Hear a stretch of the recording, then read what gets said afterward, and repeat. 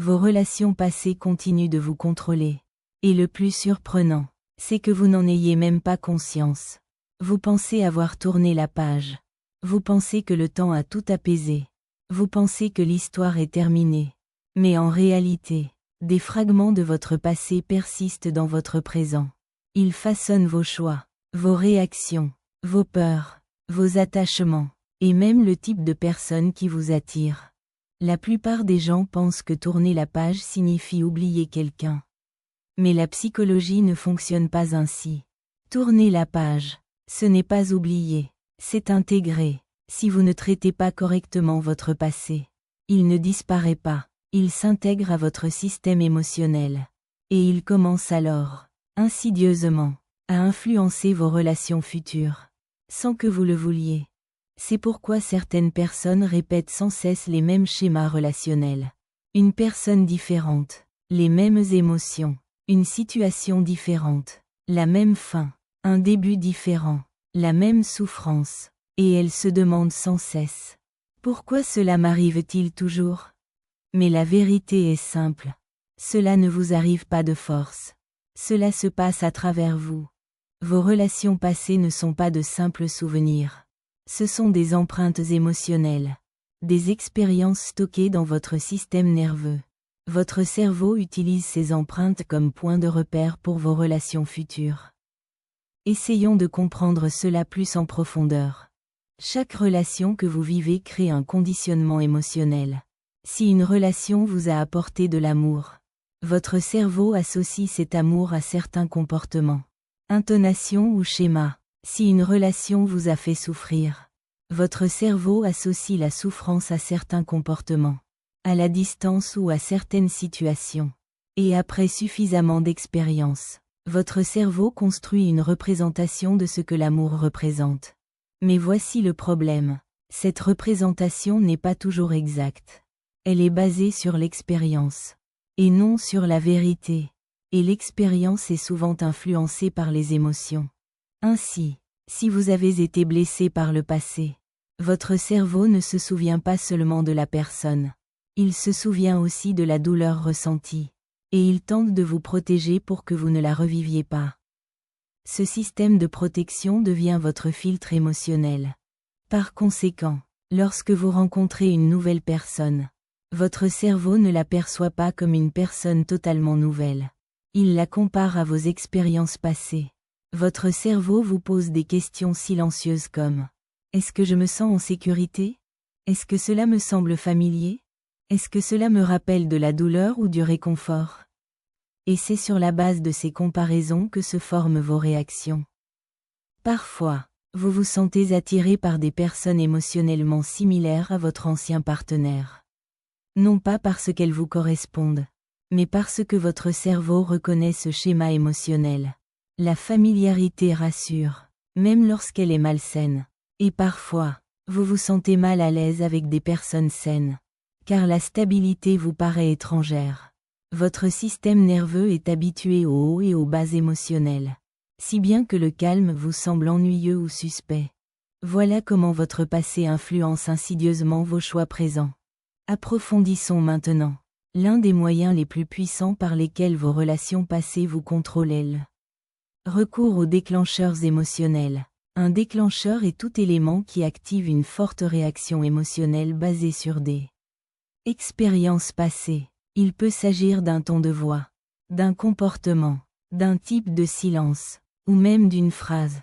Par exemple, si une personne de votre passé vous a ignoré, lors de moments émotionnels forts, alors, dans vos relations futures, même un léger délai de réponse peut déclencher de l'anxiété.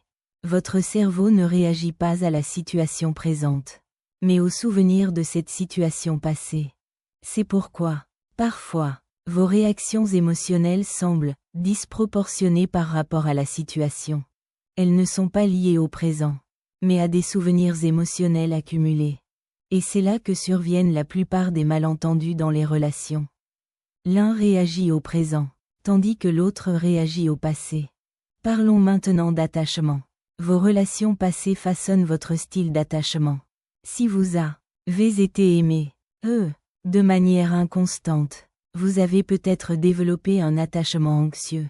Si vous avez connu une distance émotionnelle, vous avez peut-être développé un attachement évitant. Si vous avez connu l'instabilité ou l'imprévisibilité, vous avez peut-être développé un attachement craintif. Et ces styles d'attachement ne disparaissent pas à la fin de la relation. Ils persistent. Ils deviennent votre système de réponse émotionnelle par défaut. Ainsi, même dans une nouvelle relation, il se peut que vous ayez tendance à trop réfléchir, à vous replier sur vous-même, à craindre l'abandon ou à avoir du mal à créer une intimité émotionnelle. Non pas à cause de votre partenaire actuel, mais à cause de vos schémas émotionnels passés. Votre passé influence votre comportement présent. Il est essentiel de comprendre un point fondamental. La mémoire émotionnelle est plus forte que la mémoire logique. Vous savez peut-être rationnellement que votre relation passée est terminée. Vous comprenez peut-être que cette personne ne fait plus partie de votre vie. Mais émotionnellement, votre cerveau conserve ces schémas. C'est pourquoi vous pouvez savoir ce qu'il faut faire, et pourtant vous sentir bloqué. Car les émotions ne suivent pas la logique. Elles sont guidées par la répétition et l'intensité. Si quelque chose vous a profondément blessé, votre cerveau l'enregistre comme une information essentielle à votre survie. Il devient alors hypersensible à toute situation similaire. C'est pourquoi la guérison ne se limite pas à un simple apaisement mental. Il s'agit aussi de reprogrammer ses réactions émotionnelles. Parlons maintenant de projection. Parfois, vos relations passées vous contrôlent en influençant votre perception des nouvelles personnes. Vous commencez à projeter vos expériences passées sur les situations présentes. Si quelqu'un vous a trahi par le passé, vous pouvez inconsciemment vous attendre à une trahison dans vos nouvelles relations, même en l'absence de preuves. Ainsi, au lieu de voir les gens tels qu'ils sont, vous les voyez à travers le prisme de votre passé. Cette projection engendre confusion, insécurité et une distance émotionnelle inutile. Le présent est contaminé par le passé. Approfondissons maintenant les comportements motivés par la peur. Lorsqu'une personne a été blessée par le passé, elle développe souvent des comportements de protection. Elle peut tout suranalyser, éviter l'intimité émotionnelle, tester les gens avant de leur faire confiance et les repousser avant de s'attacher. Ces comportements ne sont pas aléatoires. Ce sont des mécanismes de survie. Votre cerveau tente de prévenir la souffrance en contrôlant les événements. Mais ce faisant, il crée souvent précisément ce qu'il redoute. Par exemple, une personne ayant peur de l'abandon peut devenir excessivement dépendante affectivement, ce qui peut éloigner les autres. Une personne ayant peur d'être blessée peut se replier sur elle-même émotionnellement, créant ainsi une distance dans la relation. Le mécanisme de protection devient alors le problème lui-même. C'est ainsi que les souffrances passées continuent d'influencer les relations présentes. Parlons maintenant de la compulsion de répétition. Il s'agit d'un schéma psychologique où les individus répètent inconsciemment des expériences émotionnelles familières, même douloureuses. Par exemple, une personne ayant subi de la négligence affective par le passé peut se retrouver à plusieurs reprises dans des relations où elle se sent à nouveau incomprise émotionnellement. Non pas par choix, mais parce que son cerveau tente de résoudre une expérience émotionnelle non résolue. C'est comme si l'esprit essayait de réécrire le passé en le répétant au présent. Mais sans en avoir conscience, le cycle se poursuit au lieu de guérir. Parlons maintenant d'identité émotionnelle. Après une rupture ou une expérience émotionnelle douloureuse, on a souvent tendance à se construire une identité autour de cette expérience. On se met à penser: je suis quelqu'un qui souffre facilement. Je suis incapable d'avoir des relations. Ou encore, j'attire toujours les mauvaises personnes. Ces identités deviennent des croyances profondes. Et les croyances façonnent les comportements. Ainsi, même lorsque des opportunités de relations saines se présentent, la personne agit inconsciemment en accord avec son système de croyances. Et le cycle se perpétue. Il est essentiel de comprendre un point important. Votre passé ne vous contrôle pas directement. Il contrôle vos réactions. Il influence votre capacité à faire confiance rapidement. La profondeur de vos attachements. votre sensibilité et votre interprétation des comportements. Tant que vous n'en prenez pas conscience, ces réactions vous semblent être des traits de personnalité. Mais une fois que vous les observez, vous réalisez qu'il s'agit de réponses acquises. Parlons maintenant de guérison. Guérir, ce n'est pas effacer le passé, c'est le dissocier du présent.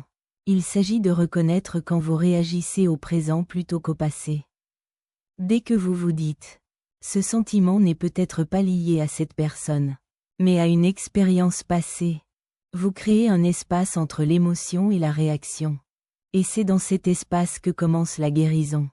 Car la conscience interrompt les schémas automatiques.